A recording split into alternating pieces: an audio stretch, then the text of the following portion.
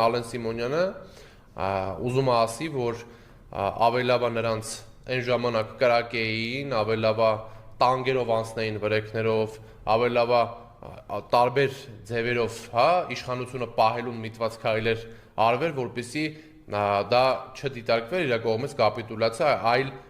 ժողովրդավարություն եւ սեփական ժողովրդի նկատմամբ ունեցած անչափ եւ անսահման սիրո դրսեւորում, որպեսզի ցույց տա հասարակությանը եւ աշխարհին, որ իշխանությունից ավելի կարեւոր բան կա, դա մարդկային կյանքերն են, դա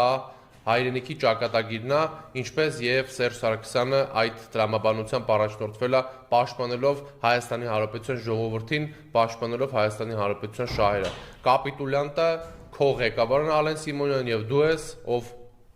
վախենում է արտաբերել Արցախ բառը, ով վախենում է խոսել հայկական օրակարգից, այլ խոսում է թուրք-ադրբեջանական